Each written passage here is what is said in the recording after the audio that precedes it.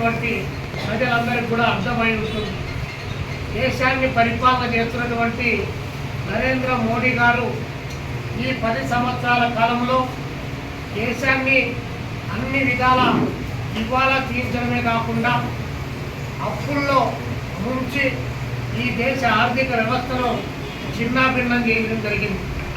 అంతేకాకుండా మూడోసారి ముచ్చటగా నాకు 400 సీట్లు ఇవ్వండి, ఈ దేశాన్ని రానున్నటువంటి 100 రోజుల్లో ఒక రూట్ను ఇప్పటికే మెదడులో అనుకున్నాను, ఇంకా బ్రహ్మాండంగా జనరంజనంగా పరిపాలన చేస్తానని చెప్పి ఆయన ప్రకటిస్తూ ఉన్నాడు.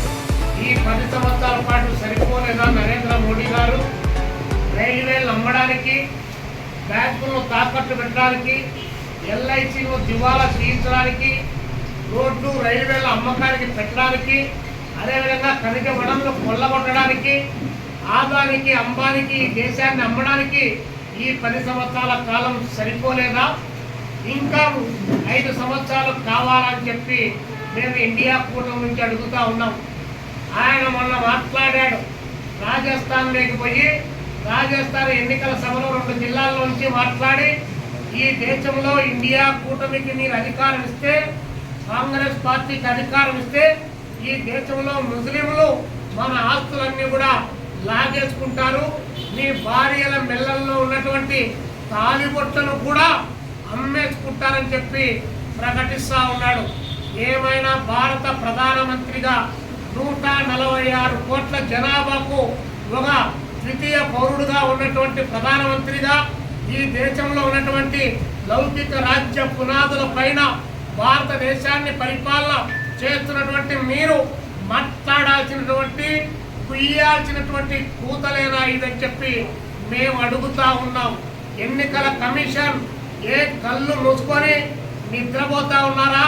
ఈ ఎన్నికల కమిషనర్ల యొక్క కాలం అయిపోయిన తర్వాత మీకు కూడా ఎమ్మెల్యే సీట్లు, ఎంపీ సీట్లు రాజ్యసభలకు ఏమన్నా పంపిస్తామని చెప్పి నరేంద్ర మోడీ వాగ్దానం చేశాడా? దేశాన్ని విచ్ఛిన్నం చేసేటువంటి, మతాల మధ్య విషం చిమ్మేటువంటి అలాంటి మాటలు మాట్లాడితే ఇప్పటికే నరేంద్ర మోడీని నీ యొక్క నామినేషన్ చెల్లదని చెప్పి ప్రకటించాలి. ఈ దేశంలో టిఎన్ శేషన్ లాంటి ఎన్నికల అధికారిని చూసేటువంటి ఈ దేశం ఈరోజు అర్భకులను చూడాల్సినటువంటి పరిస్థితి ఈ దేశంలో కనిపిస్తూ ఉంది. ఆయన మాట్లాడుతున్నాడు, నిజమేనా? ఇప్పటికే మేము అడుగుతా ఉన్నాం. 450 రూపాయలు ఉన్నటువంటి 2014లో గ్యాస్ ధర 1150 రూపాయలు అయితే మన ఆడోళ్లలో 180% ఉన్నటువంటి హిందువుల యొక్క భార్య మెడలో ఉన్నటువంటి పుస్తలను తాకట్టు పెట్టి ఈరోజు గ్యాస్ కొనుక్కుంటున్నటువంటిది వాస్తవం కాదా? మరి ఇక్కడ 80% హిందువులకు నువ్వేమైనా మేలు చేశావా? గుండు పిన్ను కొన్నా, పెన్సిల్ కొన్నా, శానిటరీ ప్యాడ్ కొన్నా, ఏ ఒక్కటి కొన్నా జిఎస్టీ పేరుతో ప్రజలపైన భారాలు మోపి నీకు కావాల్సినటువంటి ఆదాని, అంబానీ, అదేవిధంగా ఇలాంటి వాళ్ళందరికీ 25 లక్షల కోట్ల రూపాయలు నిరర్ధకాస్తులుగా ప్రకటించి వారికి ఊడిగ చేసుకుంటూ ప్రజలపైన భారాలు వేస్తే ఆ భారాల్లో 80% హిందువులు నీ కళ్ళకు కనిపించలేదా? అంటే నీ రాజకీయాల కోసం, నీ పదవుల కోసం మతాన్ని అడ్డం పెట్టుకొని కులాలను రెచ్చగొట్టి ప్రాంతాల మధ్య విభజన తీసుకొని వచ్చి మళ్ళీ ఎన్నికల్లో గెలవాలని ప్రయత్నం చేస్తా ఉన్నాడు. భారతదేశ ప్రజలకు, ముఖ్యంగా రాజంపేట పార్లమెంటరీ పరిధిలో ఉన్నటువంటి ప్రజలందరికీ కూడా విజ్ఞప్తి చేస్తా ఉన్నాం. ఈసారి ఇండియా కూటమి అభ్యర్థులు గెలిచి పార్లమెంటులో లేకపోయినా, ఇండియా కూటమి బలపరిచిన శాసన సభ్యులు ఇక్కడ అసెంబ్లీలో లేకపోయినా ఈ దేశాన్ని నరేంద్ర మోడీ అమ్మకానికి పెట్టినట్టే ఈ రాష్ట్రాన్ని జగన్మోహన్ రెడ్డి గారు నరేంద్ర మోడీకి తాకట్టు పెట్టాడు. 11 లక్షల కోట్ల రూపాయలు అప్పు చేసి అన్ని రకాల పన్నులు ప్రజలపైన భారాలు మోపినటువంటి పరిస్థితి మన కళ్ళ ముందు కనిపిస్తా ఉంది. అందుకనే మేము ప్రజలందరికీ కూడా విజ్ఞప్తి చేస్తున్నాం. మళ్ళీ ఔరేక్ బార్ 400 అని చెప్పి ఆయన పిలిపిస్తున్నాడు. ఒకవైపున అమిత్ షా, ఇంకోవైపున వాళ్ళ మంత్రివర్గం 400 సీట్లు రావడం మాకు గ్యారంటీ.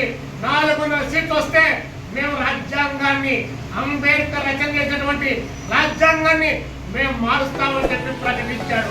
అంటే 400 సీట్లు ఇస్తే ఇప్పటికే రాజ్యాంగంలో అనేక మార్పులు తీసుకొని వచ్చి పీఠికలో రాసుకున్నటువంటి అంశాలు, రాజ్యాంగంలో పేర్కొన్నటువంటి అంశాలు, లౌకిక పదం అనేటువంటి అంశాలు మొత్తం మారుస్తా ఉన్నాడు.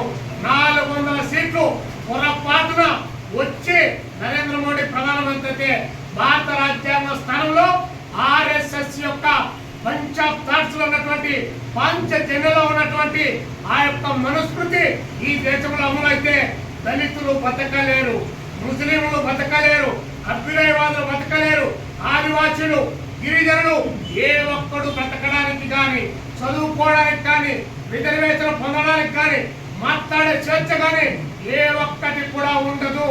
అందుకనే మేము ఇండియా కూటమి అభ్యర్థులు గెలిపించాలి, భారత రాజ్యాంగాన్ని నిలబెట్టాలి. భారత రాజ్యాంగం నిలబడాలంటే ప్రజాస్వామిక వ్యవస్థ బలపడాలి.